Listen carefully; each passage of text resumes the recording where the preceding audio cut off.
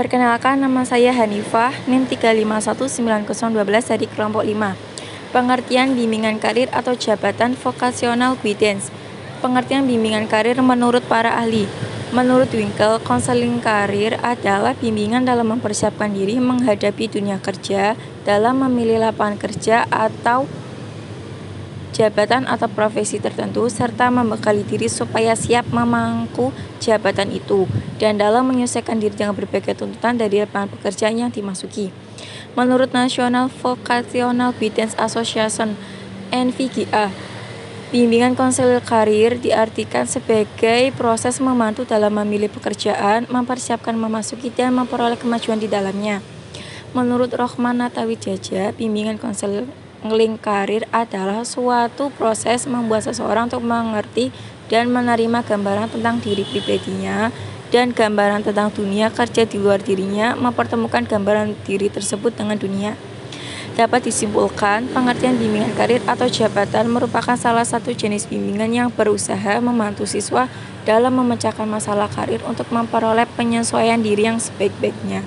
Tujuan dari bimbingan karir yaitu agar klien bisa memahami apa yang ada dalam dirinya dengan baik dan mengetahui pekerjaan apa saja yang ada kriteria yang dipenuhi dalam pekerjaan tersebut. Perkenalkan, nama saya Rusid Ridho dengan NIM 3519040 dan berikut tujuan dan fungsi layanan informasi karir. Yang pertama yaitu memahami dan menilai dirinya, terutama potensi dasar yang meliputi bakat, minat, sikap, kecakapan, dan cita-cita yang terkait dengan dunia kerja yang akan dimasukinya kelak. Yang kedua yaitu menyadari dan memahami nilai-nilai yang ada pada diri dan masyarakatnya, sehingga menumbuhkan sikap positif terhadap dunia kerja. Yang ketiga yaitu mengetahui lingkungan pekerjaan yang berhubungan dengan potensi dirinya, serta memahami jenis-jenis pendidikan ataupun pelatihan yang diperlukan untuk mengembangkan karir dalam bidang pekerjaan tertentu. Yang keempat yaitu menemukan dan mengatasi hambatan-hambatan yang disebabkan oleh faktor diri ataupun faktor dari lingkungannya. Yang kelima yaitu merencanakan masa depan, yaitu merancang kehidupan secara rasional untuk memperoleh peran-peran yang sesuai dengan minat, kemampuan, dan kondisi kehidupan sosial ekonomi. Yang terakhir yaitu yang ke-6, membentuk pola-pola karir, yaitu kecenderungan arah karir. Misalnya, apabila seorang siswa bercita-cita menjadi pemandu wisata, dia senantiasa harus mengarahkan dirinya kepada kegiatan-kegiatan yang relevan dengan karir kepariwisataannya. Selanjutnya, saya Naila Hulimunisa dengan NIM 3519061 akan melanjutkan tentang ragam problem klien dalam vokasional sebelum dan sesudah mendapatkan pekerjaan.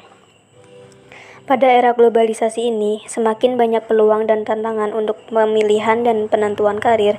Apabila terjadi kesalahan dalam pemilihan dan pemutusan karir, maka karir yang akan diperoleh pun tidak sesuai yang diharapkan.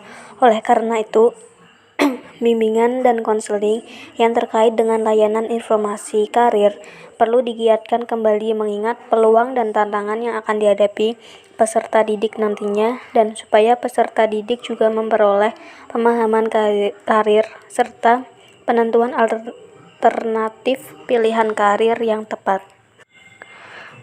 Contohnya seperti permasalahan peserta didik sebelum mendapatkan pekerjaan, yaitu permasalahan yang dapat mengganggu terhadap pencapaian perkembangan siswa, baik yang berhubungan dengan diri pribadi, sosial, belajar maupun karirnya. Karena itu, mereka perlu mendapatkan bimbingan dan pendampingan guna memperoleh pemahaman yang memadai tentang berbagai kondisi dan karakteristik dirinya, baik tentang bakat, minat, cita-cita, atau berbagai kekuatan serta kelemahan yang ada dalam dirinya peserta didik tersebut. Selanjutnya saya Vicky Salamatul Umah, NIM 3519107. Yang terakhir yaitu teknik yang digunakan Nabi SAW dalam membimbing sebagaimana dalam hadis.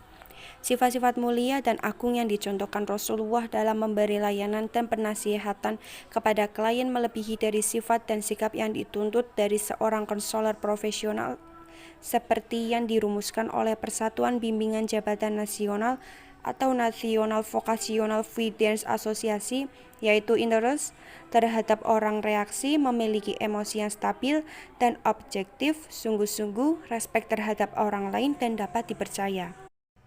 Terdapat hadis yang diriwayatkan oleh Ahmad dari Abu Umamah, diceritakan seorang pemuda mendatangi Rasul dan bertanya secara lantang di hadapan para sahabat, "Wahai Rasul, apakah engkau dapat mengizinkan saya untuk berzina?" Mendengar pertanyaan yang tidak sopan itu, para sahabat ribut dan mau memukulinya. Nabi segera melarang dan memanggil, "Bawalah pemuda itu dekat-dekat kepadaku." Setelah pemuda itu duduk di dekat Nabi, Nabi bertanya kepada pemuda itu, "Bagaimana jika ada orang yang akan menzinai ibumu?" Pemuda itu menjawab, "Demi Allah, saya tidak akan membiarkannya."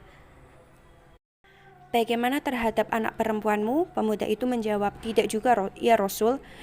Demi Allah, saya tidak akan membiarkannya." Nabi melanjutkan, "Bagaimana jika terhadap saudara perempuanmu?" "Tidak juga, ya Rasul. Saya tidak akan membiarkannya." Nabi meneruskan, "Begitu juga orang tidak akan membiarkan putrinya atau saudara perempuannya atau bibinya dizinai." Nabi kemudian meletakkan tangannya ke dada pemuda itu sambil berdoa, "Ya Allah, bersihkanlah hati pemuda ini, ampunilah dosanya, dan jagalah kemaluannya." Nah, dari kisah di atas terlihatlah bagaimana Rasulullah sebagai seorang konselor Islami memberikan nasihat, arahan, dan bimbingan dengan penuh persuasif, lemah lembut, penuh kesungguhan, dan kesabaran menghadapi seseorang pemuda atau klien yang meminta pendapat kepada beliau.